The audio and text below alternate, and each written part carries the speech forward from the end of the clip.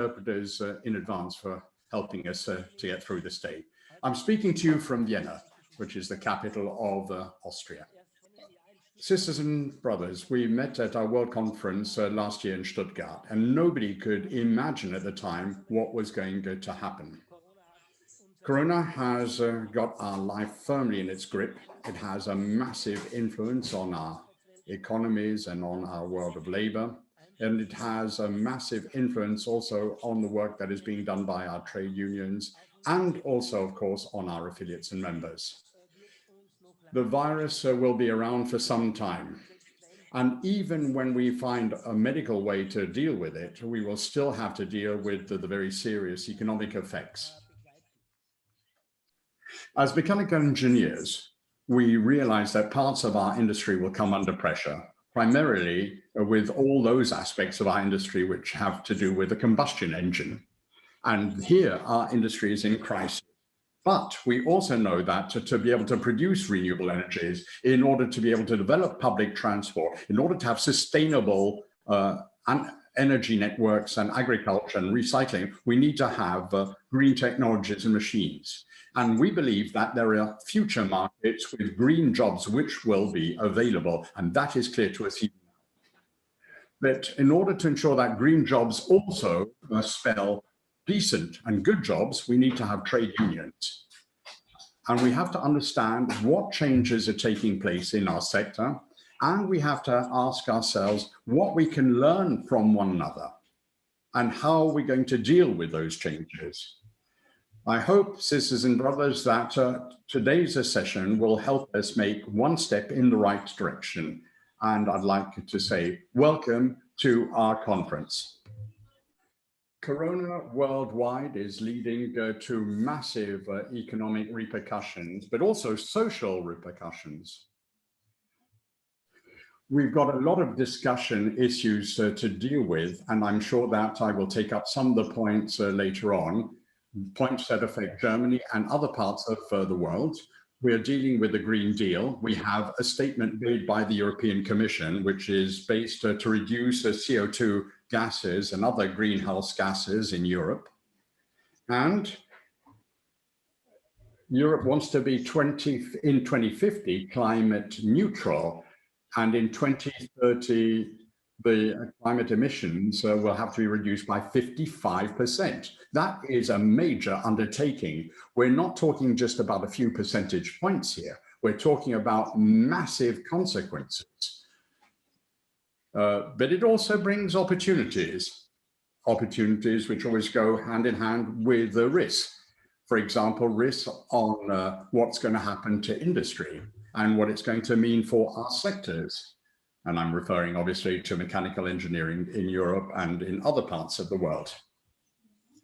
As far as mechanical engineering is concerned, there are lots of opportunities. Mechanical engineering is the supplier of technology for the future per se. And the climate policy targets can only be achieved with our input. So we've got wind energy, we've got solar energy, which needed to be expanded. But we also need to be able to deal with new ways of providing heating and ventilation and provide upgrades to building heating systems. We've got to convince people that we really need to move towards a climate neutral society and economy, and they've got to accept it, not only accept it, but actually participate actively in its implementation, which means that the process has to be shaped in such a way that people take on board these targets, that they accept them, and that the industrial policies that are adopted by government are appropriate, so that in Europe we are able to maintain prosperity and also improve prosperity levels in other parts of the world, because that is important when we talk about the question of how transformation can be socially or made socially acceptable. And IG Metall has for some time now said that this is particularly important. This is one of our core targets. In other words, transformation must go hand in hand with social, ecological, and democratic principles, and it has to be shaped by those principles. And that applies not just to Germany, but it also applies to Europe, and in the final analysis for everybody, because we need to work on this together throughout the world. Thank you. Industry All Global Union has an objective, strategic objective called sustainable industrial policy. Indeed, we demand a fair, a just transition. And in the meanwhile, we also need to be part of the solution. So this GreenTech meeting is something quite important, particularly with the solutions proposed by the mechanical engineering. And I believe we are making an important workers' view about how we overcome, how come out of this crisis of the climate change. There is a big debate, sisters and brothers, colleagues, about the future of international production. And now in different multilateral organizations, there are ongoing debates. Okay, the trajectories for future international production. And there are some mega trends affecting international production. Indeed, climate change is one of them. And digital technology is another. And now, as the global supply chains have failed, there are different possible trajectories and how international production will be done. What will be the reconfiguration? We want to have an industrial policy discussion at global level, and for making the voice of workers and also transposing it to the national level debates.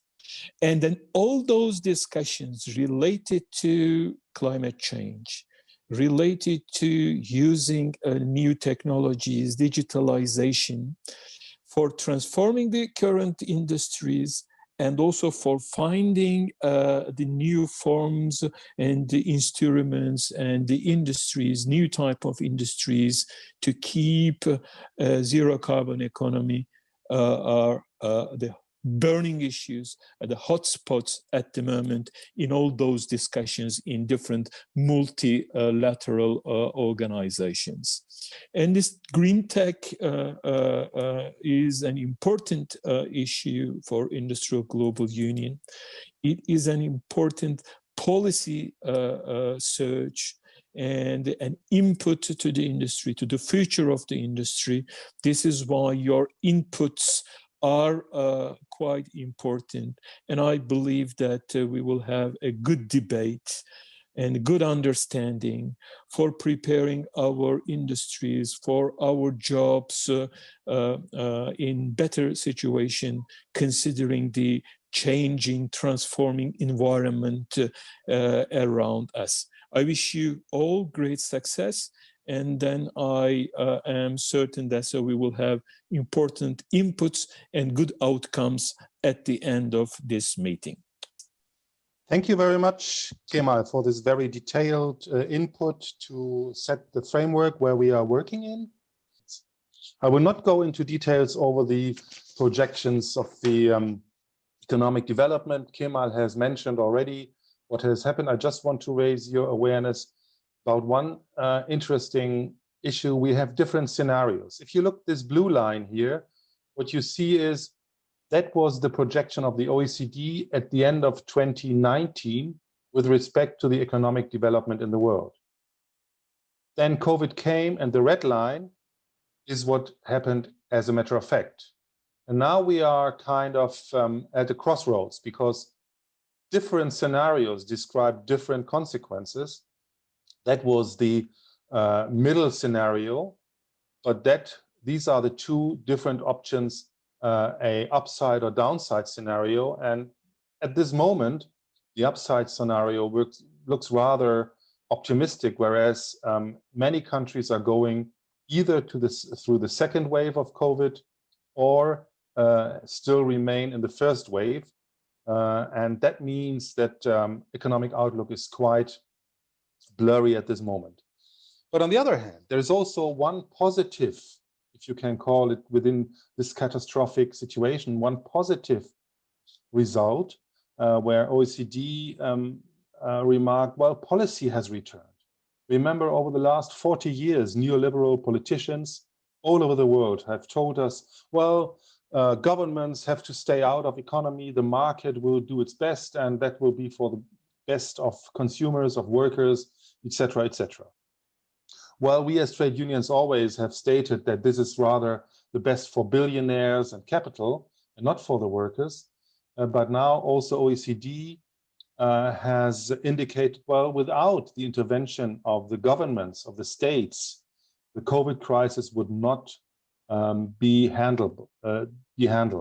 So although the outlook in general remains uncertain, and nobody knows when and how the virus will disappear, well, except the still acting American president. He knows that it has already disappeared, but anybody else doesn't know exactly.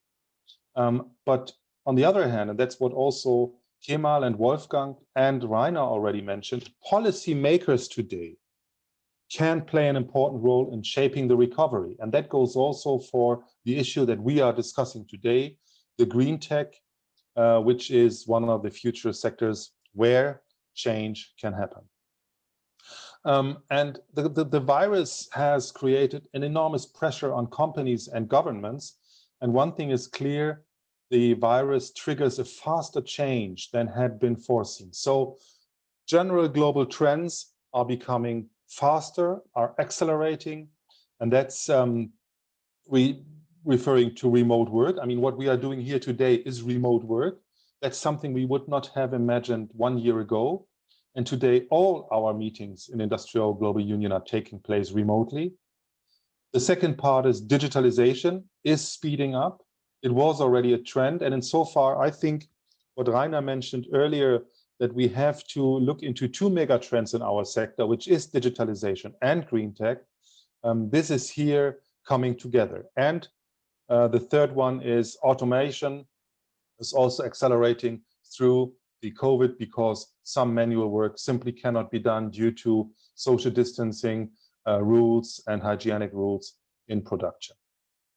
Well, the general situation within Industrial, I will not go into details, but one thing is clear. Usually trade union networks, workshops, global networks, works councils, etc., require physical presence. We had a discussion the other week in a company network in a global, and our Australian brother there told us, look, usually we are going to the workplace, talking to our workers in order to organize them, talking to them in order to take up their needs and demands, which is not possible today.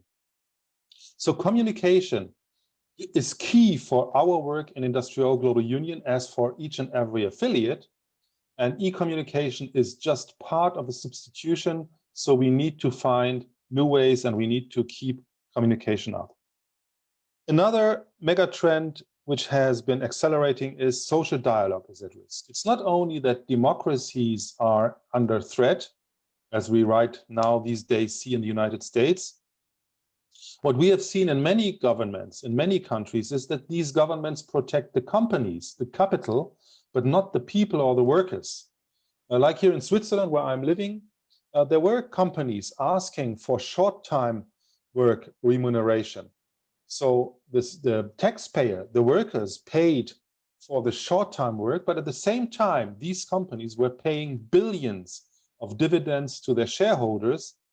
And so far, you could even say the unemployed taxpayers made direct subsidies to the global billionaires for their shareholder value. And many companies try to abandon social dialogue. Just the other day, yesterday and the day before, we had a global network meeting with approximately 100 participants from one of the biggest producers of steel in the world. And we have reports from almost every country that the company, the management tries to abandon social dialogue even where it had been at place beforehand. So everybody is claiming, well, we are busy to tackle the crisis. We cannot call together works councils, European works councils, World Union committees. We have to make decisions quick, and they use it, or many companies use it, to bypass social dialogue and to try to get rid of trade union involvement. And then this general trend in economy is downward. So what we could summarize, I don't want it to go into figures, but at least 1 year, if not even 2 years in many countries, are lost when it comes to wealth generation.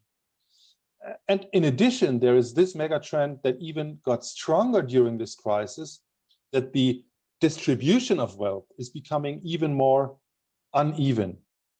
So social dialogue discussion has to be rebooted, and democracy is at stake. Workers need a voice. They need your voice. Industrial global unions affiliates have to be the voice of the workers in every country, and industrial global union has to be the voice on global level. I have already mentioned COVID is catalyst for change. Several analysts see COVID as a catalyst. I mentioned the return of policy. Deglobalization was mentioned by Kemal, so I will not come back to this. But there are fancy wordings for it: region for region, local for local, etc., etc. So some companies are really trying to reshape the face of globalization, and we have to be on board in order to make a stand in favor of the workers. And that's why we are here together.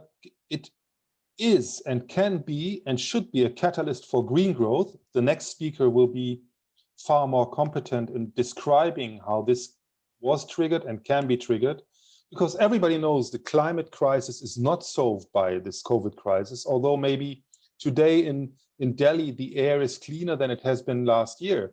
But still, the long-term changes have to be made in air traffic, in general mobility. Rainer and Kemal mentioned, and also Wolfgang made allusions to this. And energy, I mean, today, 80% of energy generation are heat generation. And the future is rather electricity than heat. And electricity generation requires clever and smart mechanical engineering. And just give you one example, one of the major mechanical engineering companies in the world, General Electric, just 2 weeks ago announced that they would fully abandon the business of providing for coal-fired power plant installations. And that's a clear signal. And if we look into other companies where they are suffering, it's coal mining equipment, etc. So there is a trend in reshaping the energy generation sector. And this is requiring also smart and clever mechanical engineering machinery. Then the European Green Deal, not New Green, New Deal, the European Green Deal, and Benjamin will speak about that in a moment. And the national legislation comes on top. So there are a lot of changes. I will not go into this. Just as a reminder, in 2015, the 2030 Agenda for Sustainable Development was adopted. And if you look into these 17 goals that are the Sustainable Development Goals that were adopted then, many of these are requiring mechanical engineering solutions when it comes to affordable and clean energy, decent work and growth, industry innovation and infrastructure, reduced inequalities. All these issues can only be achieved with mechanical engineering solutions and better technology. What is green technology? That's the developments in our field of economy are driven by sustainability, which means we are working to make it possible that future generations are able to meet their needs without compromising today's needs or the other way around. We want to meet the present needs of all people without compromising the ability of future generations. Cradle-to-cradle design is ending the cradle-to-grave design, which means products that can be fully reclaimed or fully reused or fully re-engineered in order to have a real life cycle in production. source reduction, reducing waste and pollution. Everybody can imagine that CO2 exhaust is one of the core issues in this pattern. And so patterns of production and consumption have to be changed. And mechanical engineering, again, delivers the tools. And developing alternatives to existing technologies, may it be fossil or chemical intensive agriculture. Actually, nobody wants to eat chemicals. And insofar, it is crucial that mechanical engineering delivers technology that improves the output of agriculture. And this is also within our area, and viability in principle creating centers of economic activity around these technologies. This is a benefit for environment, speeds up the implementation, and creates also careers that protect the planet. Kemal was referring to the job threats related to digitization. And Rainer had already mentioned, look, we need to have in mind what digitization means for future jobs, but we have to be very alerted to keep our people on board and to see also job opportunities and not only the risks. So how would we summarize? GreenTech cares for environment, but also covers science, technology, and business linked, is interconnected, is referring to the key markets. It's about energy efficiency and sustainable water management, and it is on the rise. GreenTech is one of the future technologies, especially when it is delivering tools and technology for climate protection. And it requires a rethinking at the shapes of global markets. If we talk about IT, I just read the other day, I don't know whether it's correct or not, but it's a very striking information. Today, the use of internet contributes more to the CO2 exhaust than air traffic, because air traffic has mostly come to a standstill, and we use internet far more than we have done in the past. And this, together with the classical IT use and electrical consumption, is a very, very energy consumptive. Car companies are searching for a way to emission-free mobility. We are not here to make the decision between fuel cell or battery driven, but one thing is clear, there has to be a different emission-free mobility, and it might be not only a replacement of the moving parts, it might be also that the system of mobility might change. And the EU countries, for example, make a gigantic green power project in the North Sea, which is part of the European Green Deal. So in future, the products from every industry are measured by their energy balance over the entire life cycle, including the gray energy, which means the energy which is put into the production when creating. GreenTech is an environmental technology, and it's key and cross-sectorial technology of all our sectors. So it's about energy generation and storage. It's about raw materials, material sourcing. It's energy efficiency in production and consuming. And it's covering all aspects of sustainable processes in the industry, trade, transportation, households, and public utility. And that's one of the reasons why we are working also very closely cross-sectorial with our brothers and sisters in the energy sector, with Diana, our director over there, and ICT electronics, Kan Matsuzaki in that sector.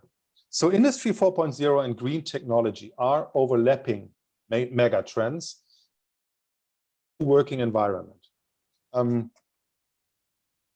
And for mechanical engineering, this means digitalized production schemes. Industry 4.0 in mechanical engineering changes the production settings. Many companies have fancy names for it. I mean, I have been in one of these digitalized companies that is producing rotating material. They call it world-class manufacturing, but you can find every name you wish. It's all about digitization in combination with green technology. And this leads to a lower request for manual work. That is something we have to have in mind, and that's what Rainer and Wolfgang really mentioned very early. The integration, the Internet of Services, the Internet of Things, and the human beings, the interfaces, that requires a different skill or a different set of skills. So skills management becomes the core issue, because the traditional blue-collar worker, as we recruited him, or mostly him at that time, over the last 100 years, that will be less and less. So there will be merged forms of work, which is rather an integration of worker, of engineer, of maintenance technician, etc., etc. So skills management becomes a core issue in this new working environment. And CO2 neutral manufacturing and raw material sourcing, carbon-free or neutral production schemes, but at the end of the day, also carbon-free or neutral products that are going to the consumers.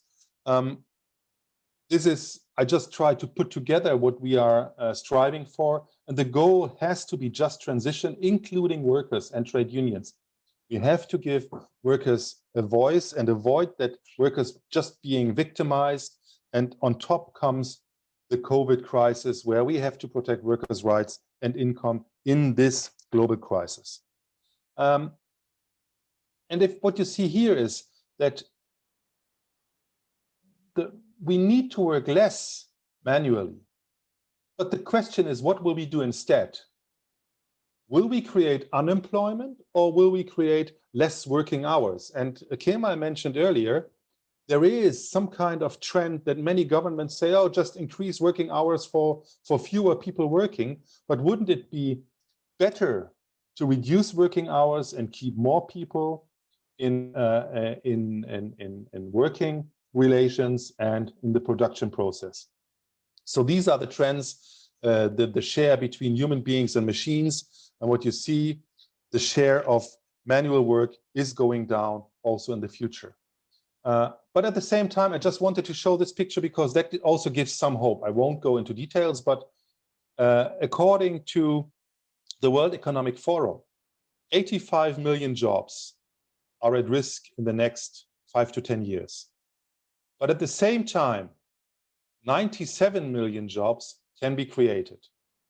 I will not say whether these figures are absolutely correct or not, but why I'm showing this is, I think, yes, a lot of jobs will disappear, but that is not the core reason for us to be afraid.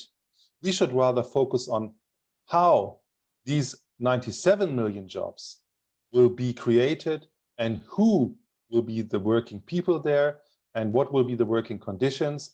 And insofar, I see a very, very challenging but also promising future for our work as global unions. So this is the opportunities for women, but I will not go into detail here because Claudia will speak about the trends on female participation in the new production form. I just wanted to say, well, look, this is also growing chances, including for the women in our sectors. And to summarize and come to an end, if we talk about the mechanical engineering in GreenTech, then it's one of the core demands must be make green jobs good jobs. And it will not do without massive efforts for renewables and GreenTech under several aspects. The access to affordable green energy or electricity is a question of democracy, because more and more issues you can only do with, let's say, with a smartphone or a computer or whatever. And to that end, every person needs electricity, access to electricity, affordable electricity, but over 50% of the global population don't have that. The second part is carbon reduction in energy generating is absolutely necessary to reach the climate goals. And then we have the sustainability needs, the machinery in mechanical engineering. That's the machinery that is creating the installations to generate solar, wind, and hydro power. And this leads also to the production and generation of energy, for example, electricity. The distribution and smarter grids, consumption efficiency, this requires mechanical engineering tools. So I think the core demand will be make green jobs good jobs. And I come to my last slide. What can we do as Industry All Global Union? And what are we offering you, our affiliates? And what are we asking you, our affiliates? GreenTech for Industry All Global Union is and will be a strategic activity in our sector work. And I really wish to thank Wolfgang and Rainer, who enabled us to pick this up and to keep this top on the agenda. We will have to map the challenges and opportunities for employees and for trade unions in this sector, but we will also support organizing drives in green tech industries, in mechanical engineering.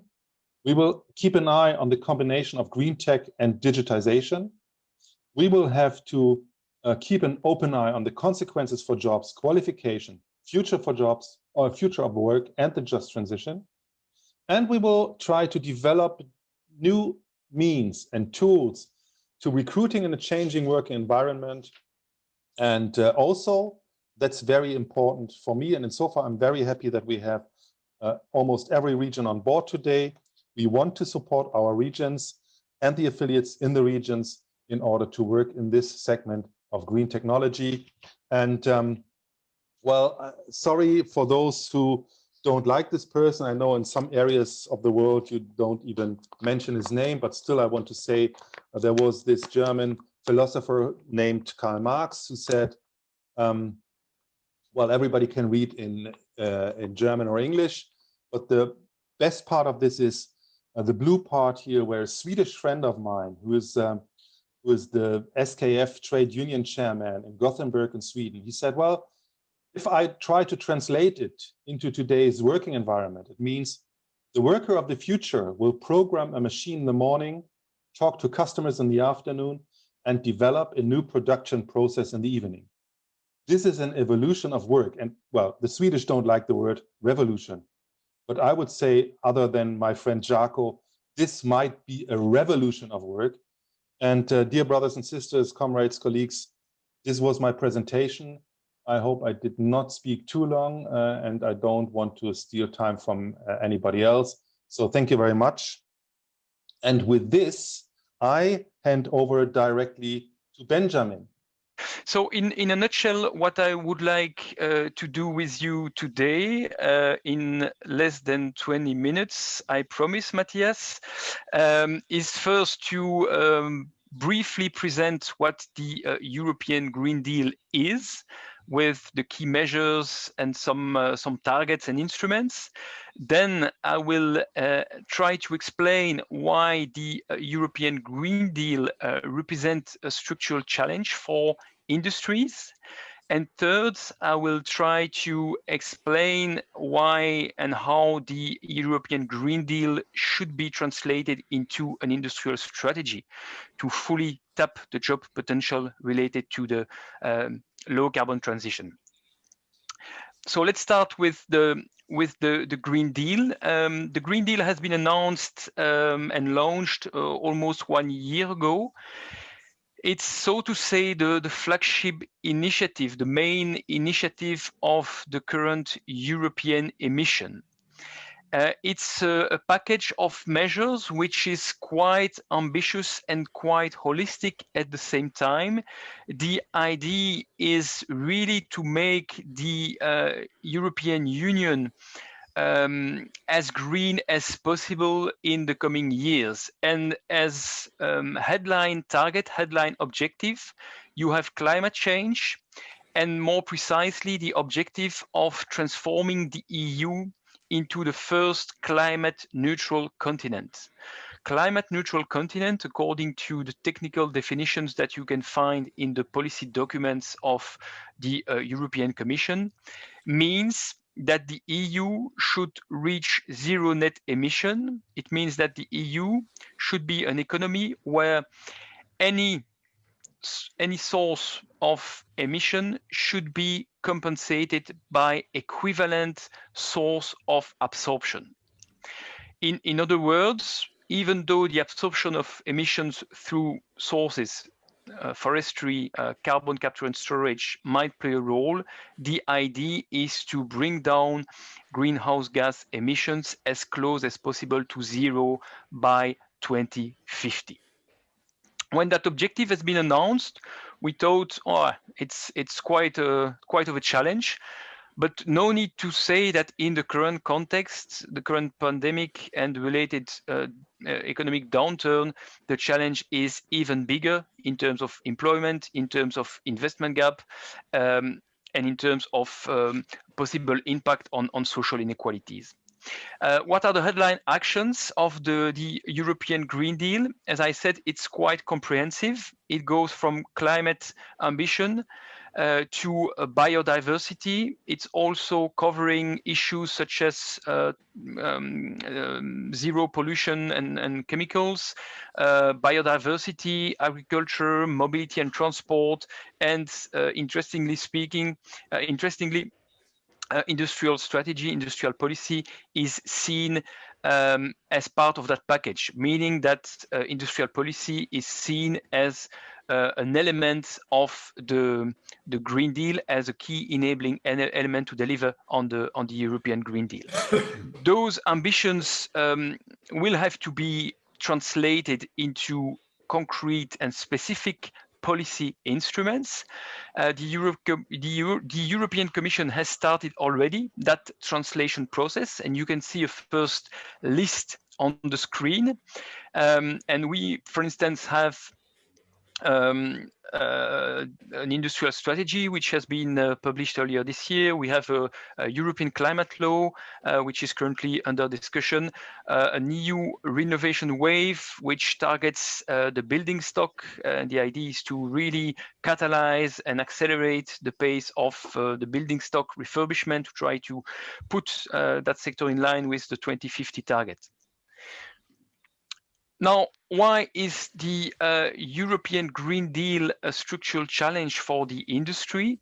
To illustrate my point, I will mainly focus on the climate aspect of the debate, and more precisely on the interim target for 2030. As I told you, the EU committed to reach climate neutrality by 2050. But to be able to reach that goal, to be on track to reach that objective, the EU has to ensure that the intermediate milestones are in line with that objective. And unfortunately, the European Commission itself had to acknowledge that the current policies in place and the current targets in place for 2030 were not ambitious enough for the EU to be on track to reach climate neutrality by 2050. As a result, the European Commission has proposed in September to step up the EU 2030 climate ambition from the current objective of minus 40% compared to 1990 level to at least minus 55%. It might look just a simple change, marginal change in figures, but actually, as Wolfgang Lemm already said, it's a quite ambitious change. As you can see on the graph on the right hand of the slide, the EU, according to official estimates, the EU is currently not on track to reach the minus 40% target by 2030, which is, again, the current official EU objective. The green line presents you the emission pathway related to existing policies, and the yellow line represents the emission pathway expected if member states put in place and implement all the new measures that have been announced in their national and climate plans during 2018. So at this stage, EU is not on track to reach the minus 40% by 2030. And in that context, the EU has decided to move to at least, the EU is currently discussing to move to at least minus 55%.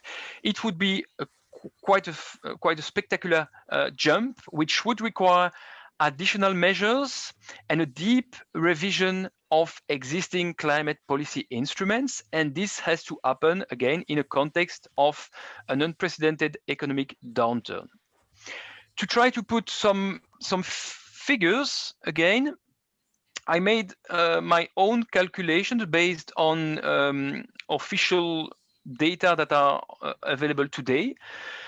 If you look at what the EU has already achieved between 1990 and 2018, you will see that on average, the EU has been reducing its emission by 36 megatons of CO2 equivalents per annum per year. To reach the minus 40% target by 2030, between 2018 and 2030, the EU should reduce its emission by a little bit less than 80 megaton of CO2 equivalent per year. But to reach the minus 45%, that yearly objective should be brought to a little bit more than 140 megatons of CO2 equivalent every year.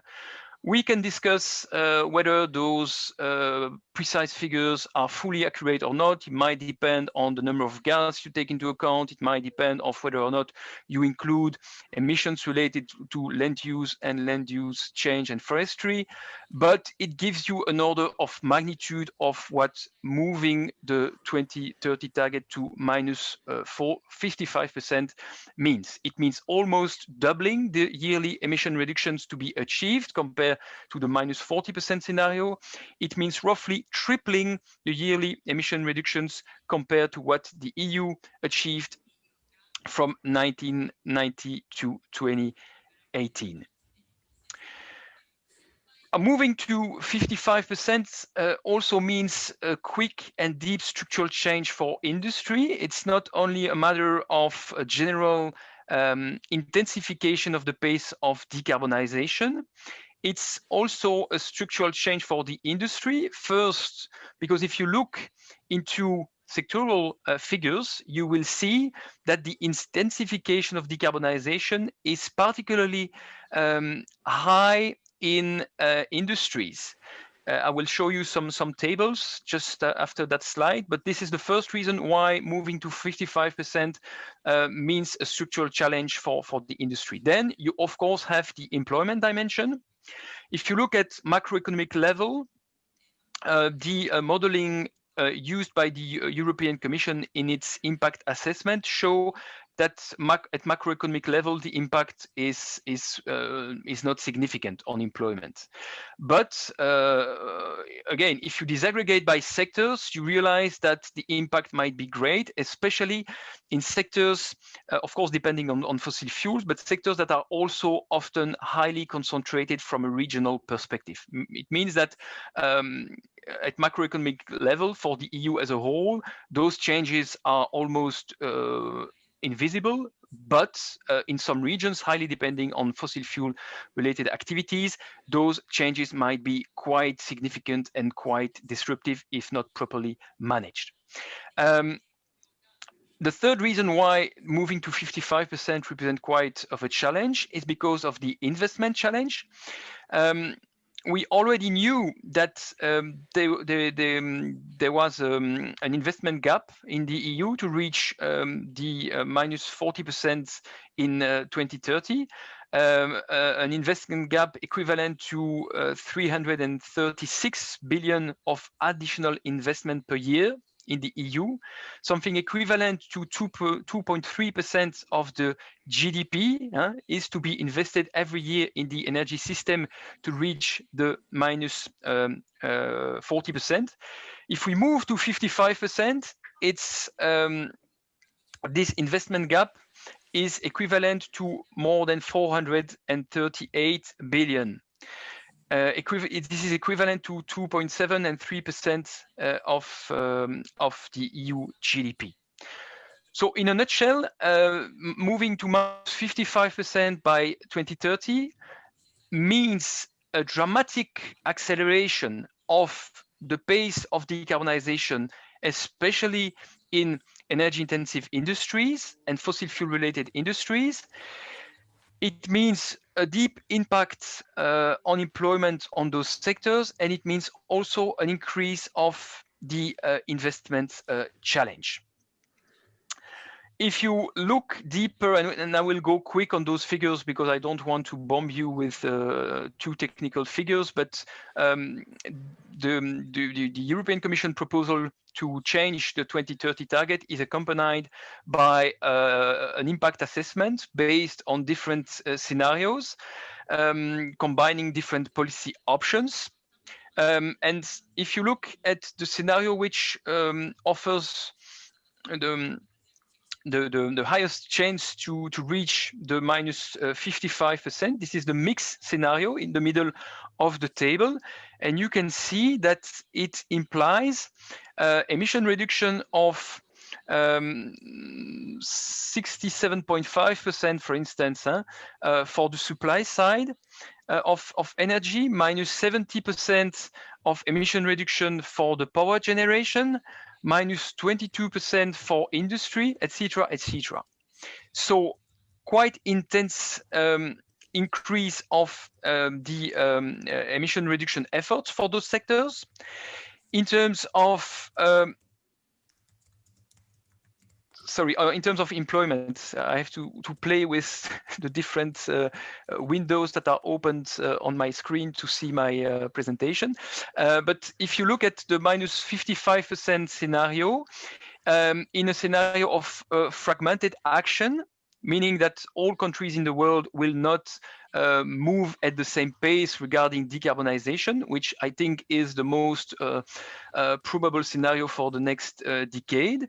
You can see that the impact on employment in coal, oil and gas, and is quite significant. It's more difficult to identify the employment impact in the industrial sectors, but you can see that the trend is slightly negative for the basic industries. And for the other industries, which might be exposed to structural change, not that the jobs will vanish, as Matthias said, but those sectors will be confronted to significant changes in technologies, in markets, in consumer patterns, etc. Those sectors are not even mentioned in the impact assessment. You do not find the word automotive industry, car industry, aerospace, shipbuilding. All those sectors are not considered in the current impact assessment from the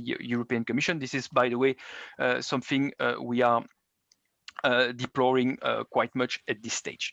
Now, I will, in terms of investment, and just a table that you can read after the presentation, but which confirms how deep is the investment gap and how deep it is, especially for sectors related to energy production and transport. To finish my presentation, I still have 5 minutes. Let's see how we could translate the Green Deal objectives into an industrial strategy to allow us to fully tap, to fully use the job potential. First, we obviously need to go beyond the target and market mantra, which has been leading the EU and which is still leading many EU policy makers at the moment. If you look at the debate at the Parliament, the European Parliament has voted in favor of an objective of minus 60% of emission reduction by 2030. I'm not criticizing the position, but what is striking in the debate is that they only focus on the target and they do not consider the how. And as trade unions, we believe that targets and means should be discussed at the same time. And of course, in the how, it's not only about investment, it's not only about infrastructures, technology, innovation, it's also how to make the transition socially and democratically acceptable for all, for the society. And more precisely, it's how to make that transition a positive prospect for workers, and also for workers that are in regions and in sectors where the co-benefits of the green economy will be more difficult to secure. As you can imagine, the just transition principles are kind of the guiding principles that we would like the European Union to use to translate the Green Deal into an industrial strategy. Just transition is a trade union concept. Is the trade union concept to think and shape the transition towards a low carbon economy. It's made of sustainable industrial policy to create quality jobs. It's made of measures to support workers and communities that might be impacted by decarbonization. And it's, of course, made of industrial relations, social dialogue. There is no just transition without measures that will secure strong and efficient workers' participation. By the way, I just want to publicly acknowledge how grateful I am to the work done by Brian Kohler to define and to mainstream the just transition principles. And also from a personal point of view, I have to acknowledge that Brian really helped to build my own expertise and understanding of the concept. I know that he left the organization a few weeks ago. I just wanted to say hi to Brian. What does that mean concretely at European level? I cannot go into all the details of the European policy instruments that have a link with industrial policy, but in a nutshell, again, starting with general principles, markets and market price, market-driven instruments and target will not be enough. Public authorities must steer the transition with the help of workers, with the involvement of trade unions. Policies have to pay attention to sectoral and regional specificities. Not all regions are in the same situation regarding costs and benefits of decarbonization. We need push measures to accelerate the rollout of the technologies and the infrastructures that are needed to decarbonize the European industries. We have a series of means and resources available at European level, within the European level, within the European budget, sorry, at member states level as well. And we also have a series of industrial policy instruments which help to build cross countries, cross boundaries, industry alliances to share resources, to pool resources, to catalyze the development and the rollout of key strategic value chains. And we have examples in batteries, hydrogen, low carbon technologies for energy intensive industries or raw materials. I can dive into deeper into the substance if needed. We also need a series of pull measures to ensure that there will be a market for those products that are expected to be at least in the short term much expensive than what is currently produced through traditional means. There is a quite interesting report on that aspect which has been published last week by Agora Energiewende. And which shows that those breakthrough technologies used to decarbonize energy-intensive industries might lead to products 140% more expensive than what is produced through, I would say, conventional industrial processes. We also need a series of trade-related measures precisely to level the playing field between domestic producers and their competitors. We need, of course, to bridge the investment gap, because the climate ambition gap is also, and maybe first and foremost, an investment gap as well. There are a series of means that could be contemplated to bridge that gap, from flexibility regarding state aids and competition law in order to allow governments to play a more active role in that game as well. The EU recovery strategy and the related recovery plans might be used for that purpose as well. We have new and extra money that will be available in the coming years in the context of the EU recovery strategy. And possibly new own resources that might be generated through new fiscal means. And of course, we believe that tax evasion, tax fraud might be a good source also of additional resources. They have been depriving public authorities from financial resources that would have been really helpful to accelerate the pace of decarbonization, to better invest in infrastructures, in technologies, etc. And last but not least, companies have also a crucial role to play. It's clear that this financial support cannot be a blank check. It cannot lead to unacceptable windfall profits. And I think that it was Matthias who mentioned that debate, the debate about dividend policies of those companies might be part of the menu as well. I will not go into all the details, but as already said several times, to ensure that no one is left behind, that policy must be backed by a strong just transition policy at EU level. Some progress have been made during the recent years at the EU level. We now have a mechanism, we now have a fund, but we consider that the resources currently available are not at scale with the challenges ahead of us. And to conclude and to be absolutely clear, decarbonization is not something to be discussed. It's not an option. It's something that must be done. There is no job on that planet. Paris agreements, IPCC reports are crystal clear. We have to reduce as much as possible our emissions, and to do that as quickly as possible to avoid a global catastrophe. The European Green Deal is the EU policy framework to deliver on climate change and other sustainability issues. We don't know yet whether it would be a blueprint for just transition, to answer the question that Matthias shared with me in preparing this conference.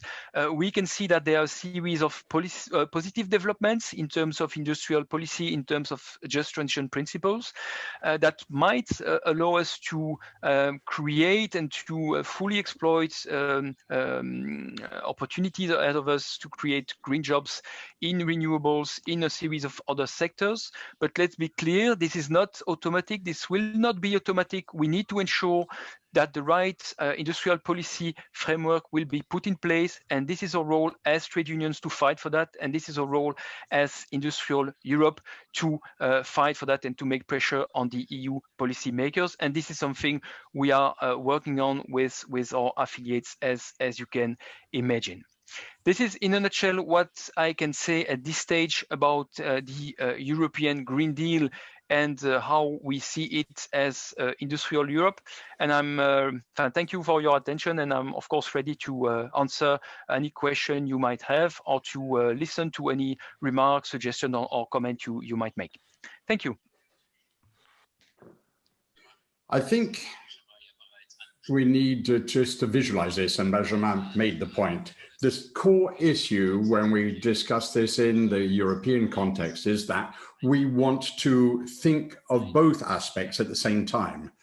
So you've got the overarching aim with the European Green Deal, with all the necessary targets and objectives, and at the same time, the necessity to have measures and to find those measures to implement that deal.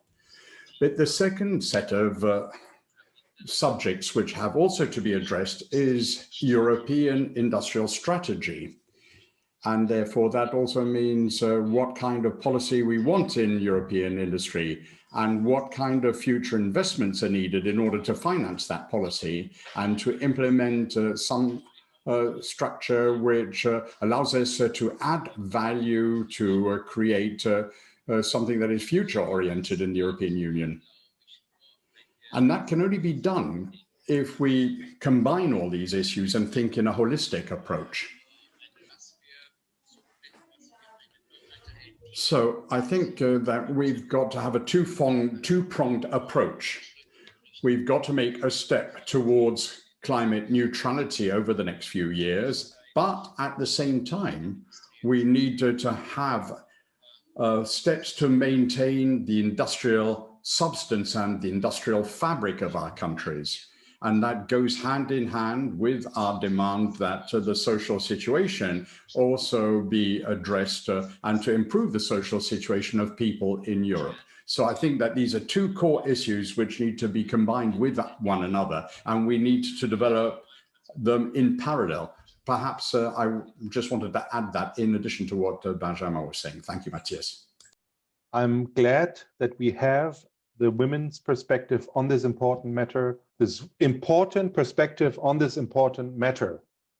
here.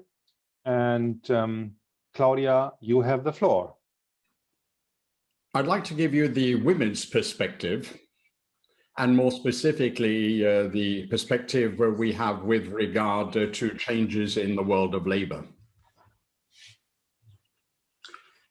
And I don't want to go necessarily into the GreenTech specifically, but I'd like to deal with some of the general issues, because GreenTech also has to be associated with digitalization and transformation of new technologies and jobs in these areas. And therefore, it is important that we also address these issues from a gender perspective as well, because it is not something that is gender neutral. So I will go into those aspects. What do we mean when we talk about transformation? What can we say about these issues? Does this mean that transformation is good for women, that there are only advantages? Now, obviously, lots of things are going to change, but digital and green technologies are going to affect all our activities and in all our lives. And as a result of this, industry and industrial sectors change, and so do industrial jobs. So I'm going to make this presentation, and I'll start with the observation that it is not a gender neutral process. And we also need to look at what the impact this has, what this process has on women. But there is also a possibility for new jobs to emerge, and there are new opportunities that will be available. We've got to look at and see what is going to be needed in order to allow women to be able to adapt to this new world of work. And what needs to be done from a trade union perspective, or rather, what should the trade unions be doing in order to create the necessary framework so that women are able to become gainfully employed and exercise an activity? It is always the women who end up having to work in the low-skill jobs or skills which are easily made obsolete. Many jobs, many activities will disappear, and so many women will be affected by that transformation. And we need to act or provide a countervailing force so that women don't just end up joining the unemployment queue. Information and communication technology, ICT, is an important area because this is an area where many processes which affect industrial production. And in the services industry, for example, there are a lot of changes taking place. A lot of digital change is taking place also in the care sector. And I think that that is very important, in particular for the future. There is a gender gap in the ICT sector. It is a sector which is heavily dominated by men. Why? Because a lot of qualifications, a lot of training programs are targeting men. And that is particularly true for the jobs of engineers, IT engineers, computer programmers, consultants, marketing, sales, law. These are sectors which have a dominance of men. And these are often sectors providing better paid jobs, but we've got to make sure that the gender gap doesn't get larger, but on the contrary, that we manage to close that gap somewhat. So where are the opportunities for women here? I think it is important that women should be able to have access to further training programs so that they can acquire new qualifications, so that they can have access to upskilling activities. And as a result, they can improve their income opportunities, but they can also ensure that they are independent in terms of pension entitlements, and they need also to ensure that they have access to economic independence.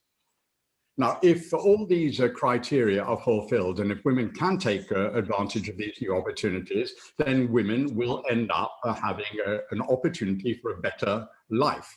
What women need, what is necessary in order to ensure that women are able to take advantage of jobs that will emerge in this industrial sector? Obviously, I think it is very important that women have the right to professional vocational training throughout their working lives. And that should be irrespective of their age and their type of employment contract, because particularly women suffer quite a high level of discrimination, particularly as they get older. And it also affects part-time workers, so there should be no age discrimination. And women should be given the same access to part-time work. Because of the poor conditions in part-time work, it tends to be the focus of women's activities. And we need to make sure that part-time work is an area where women have the same opportunities to further training as people in full-time employment have. We also need to ensure that curricula, studies, and careers are open to women or promoted to attract women. It is important that girls be targeted so that they are given opportunities to get an education in mathematics, computer sciences, natural sciences, and technology. In other words, the MINT subjects. I think that this is going to be a key to access to technical activities. Of course, it is also important that we get rid of obstacles so that women can get access to the labor market after training in the MINT subjects. Now, this is important that women be given the same opportunities as men have so that there is no discrimination. In many areas, in many countries, we have observed that in many cases, women quite simply, in spite of the good education or good training, are often paid less.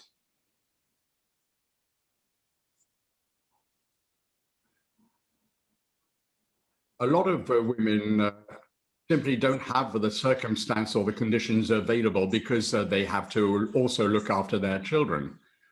But I think it is important also that women be given the same type of jobs and that they're not discriminated when they do the same kind of jobs as men.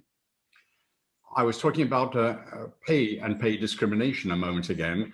The same work should give people the same pay, equal pay, equal pay. Elimination of the gender pay gap is what we're demanding. We want to ensure that people have the same access to different pay grades. Because women also have the main responsibility for looking after children or family members at home, it is important that we need to ensure that there is a correct framework created to allow them to get a better work-life balance. So working hours is a very important target for activity so that people can engage in a professional activity. And the gap between paid and unpaid work, that needs to be addressed. Of course, that might mean reducing working hours, but in any case, I think that for women in part-time work, people should be able to live off that part-time employment or come close to being able to meet all their needs. And as for younger women, it is very important that childcare be provided during and after training, so that women can stay on in the labor market and not leave the labor market to look after children. What is the role and activities that need to be undertaken by trade unions? I think it is particularly important that our collective bargaining policy is adapted. We need to ensure that provisions, legal provisions, are put in place so that the digitization process doesn't take place at the expense of women. This can be done through collective bargaining. This can be done on the basis of company agreements. And I think that what is very important is that we have a possibility opened up to women so that they do not have to face forms of discrimination. This means determining how different job categories and digital activities are actually classified and established in collective agreements and in employment contracts. And in order to achieve this, the trade unions will need to address all these issues so that new careers and new job opportunities are taken into consideration and that they become the subject of negotiations with employers, and that pay negotiations can take place at that level. Access to further training programs is also an essential point, as I've said earlier on, because we want to be able to protect women from unemployment. Another important area for trade union activity is in the field of teleworking. Now, telework affects women specifically. I think it is a very critical area which really needs to be analyzed carefully, because we simply cannot accept a situation where women are discriminated against simply because they have to work from home, because they have to do remote working, and that they don't have anybody to help them look after the children. So conditions have to be established and put in place with regard to working time, and also so that there is a clear delimitation between professional activities and private life. We wanted to have jobs that are created which simply cannot be carried out by women because they have to look after children at the same time.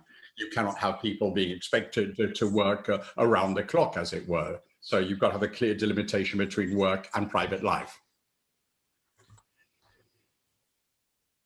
Then there is the question of industrial democracy and employee participation. When women are required to do remote working, what does this mean in terms of their career prospects? How can we secure better pay opportunities? And you cannot have a situation where career opportunities are not provided to women. I think that employers have a big role to play in ensuring that women are protected, and that employee protection is taken into account in all the activities undertaken by the trade unions. The gender pay gap is another important area. Equal pay for work of equivalent value or for the same activity. Reducing working hours is important, not just between or in the gap between private life and working life, but perhaps we should also be looking at a reduction in working hours without any loss of pay, because this is a very important aspect. We cannot accept a situation that women earn less because working hours are reduced. So when working hours are reduced, we are asking that there is no attendant reduction in pay. Then what about the transformation and its impact on women? I think that we have quite a lot of documentation, but there are too few studies that have been carried out. We've got to see how the transformation is actually affecting women and women's jobs. I think it would be very useful, therefore, if studies could be commissioned by the trade unions to see how that transformation is impacting women. What opportunities are being developed? What is the use of these transformations for women? So I think that we need to have a solid set of data in order to be able to tailor our measures correctly. And then there are women's jobs during the COVID-19 crisis. I think that during this crisis, we need to see what is happening throughout the world. Women tend to be impacted by the COVID more than men throughout the world. Why? Because they've got to care for children, because public institutions are closed, by the fact care structures are no longer providing services. And women are being forced primarily back into the home, and therefore have very little possibility in order to look after their own economic survival.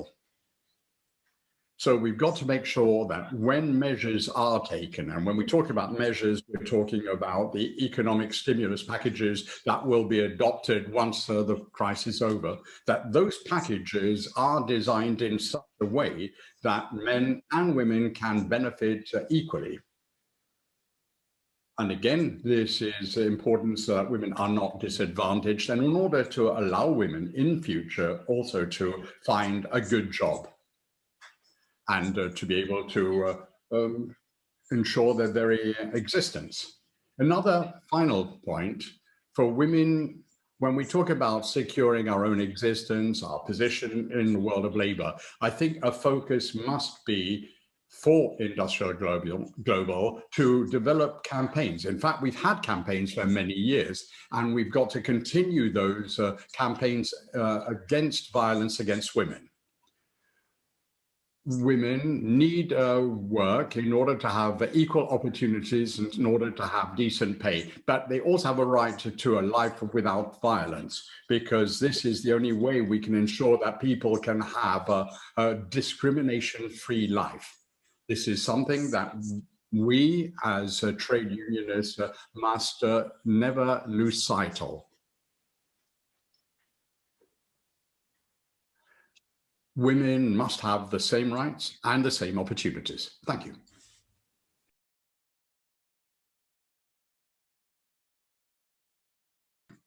From my perspective, the current situation is very well described. And I think that this is a very good development. It's a very good basis for us to do future work. What are the main principles of this position paper? The Corona crisis is something which affects us very, very strongly. And I think that green technology is going to provide an enormous impetus to our sector. I think it will provide a big contribution to development by developing new technologies and by creating new machines and tools which allow us to create clean energy. And by having sustainable products which can be produced with this energy, we are going to see new types of jobs that will be created. And these could be very profitable. And I think that as trade unionists and members of Works Council, we need to make sure that green jobs are transformed into good jobs, that our needs are heard, that nobody is left by the side, that people are actually included in all these processes. And this can't be done just by imposing things. It also involves solidarity. It involves working together. If we want to have a lot of members, if we can bring all these people into the union, if we are strong in terms of our membership, then that will strengthen the unions, and then we'll be able to implement our ideas. And that is obviously what our goal is. I think that you've got a number of conclusions which are set out in the position paper. And I think that we will continue to remain in contact. We will continue to discuss amongst ourselves. And I think that we need to put a focus on organizing, that is to say, trade union organizing work and recruiting people into the trade unions, especially young women. I think we've seen that in spite of the virus, which has kept us apart and which is a plague on our lives, nevertheless, we've been able to remain active. We've been able to continue to organize our meetings. I think that that was a really wonderful achievement, and I'd like to thank you all for that. We have a declaration which covers many, many, many issues, and I think we've established a good basis for our work going forward. Sisters and brothers, I wanted to say thank you very much to you all. Thank you very much for your participation. Thank you very much for the great ideas that you've injected in the discussions. Please stay healthy.